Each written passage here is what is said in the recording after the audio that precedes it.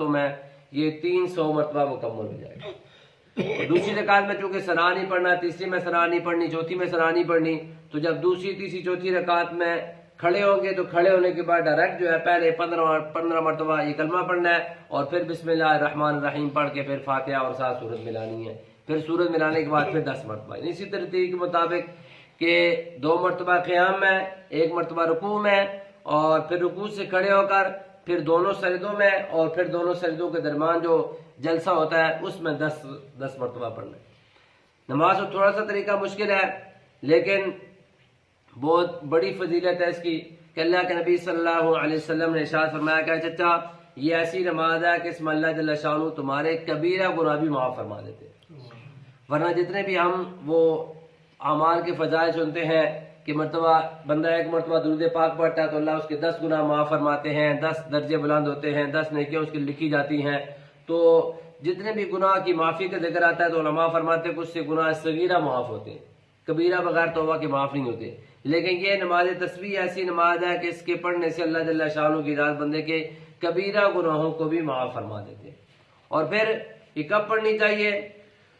تو اللہ کے نبی صلی اللہ علیہ وسلم نے اپنے چچا سے فرمایا کہ چچا کوشش کرو کہ ہر روز 1 مرتبہ اس کو پڑھو.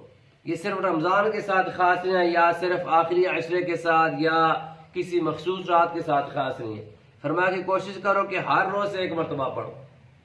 ہر روز نہیں پڑھ سکتے تو فرمایا کہ ہر ہفتے میں 1 مرتبہ جمعے والے دن پڑھ لو. اگر یہ بھی نہیں کر سکتے تو فرمایا مہینے میں 1 مرتبہ پڑھ لو. اور یہ بھی نہیں کر سکتے تو فرمایا سال میں 1 مرتبہ پڑھ لو.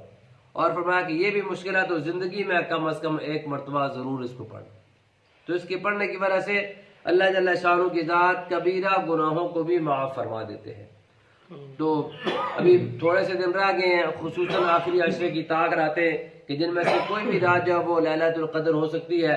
تو ہم میں سے ہر ساتھی کوشش کرے کہ اس کو رات کو یا دن کو جو ہے، بعض علماء نے لکھا ہے کہ اس کے لیے بہترین وقت جو ہے وہ ظہر کی نماز سے پہلے، کہ جب ظہر کی نماز کے لیے مسجد میں آتے ہیں تو 15 منٹ 20 منٹ پہلے آ جائیں. جب اذان ہوتی ہے یا اذان سے بھی پہلے آ جائے، وضو کر کے اس کے بعد جو ہے یہ 4 رکعت صلاۃ التسبیح پڑھ لے. اس کے بعد جو ظہر کی سنتیں پڑھ کے پھر ظہر کی نماز پڑھ لے. ورنہ ویسے تو جب بھی پڑھے تو جائز ہے، مکروہ وقت نہ ہو کہ جس وقت میں نوافل پڑھنا جائز ہے، نوافل کی مکروہ وقت نہ ہو اس وقت میں یہ نماز تسبیح پڑھی جا سکتی ہے. عشاء کے وقت پڑھ سکتے ہیں، چاش کے وقت پڑھ سکتے ہیں، ظہر کے بعد پڑھیں، عصر سے پہلے پڑھیں، مغرب کے بعد پڑھیں، عشاء کے بعد پڑھیں، صبح تہجد کے ٹائم پر اس کا اٹھ کر پڑھیں. تو کوشش کریں کہ ہر ساتھی جو ہے کم از کم آخری عشرے میں روزانہ جو ہے آدھا گھنٹہ لگے گا، 20 منٹ لگیں گے، یا بہت زیادہ بہت پونا گھنٹہ کسی کا لگ جائے گا، بہت آسا پڑے گا، اس سے زیادہ ٹائم نہیں لگے گا. لیکن اس کی پڑھنے کی وجہ سے اگر اللہ جل شانہ کی ذات کبیرہ گناہوں کو معاف فرما دے تو یہ کوئی مہنگا سودا نہیں ہے. اللہ کی ذات سمجھنے کے عمل کرنے کی توفیق نصیب فرمائے. الحمدللہ رب العالمین.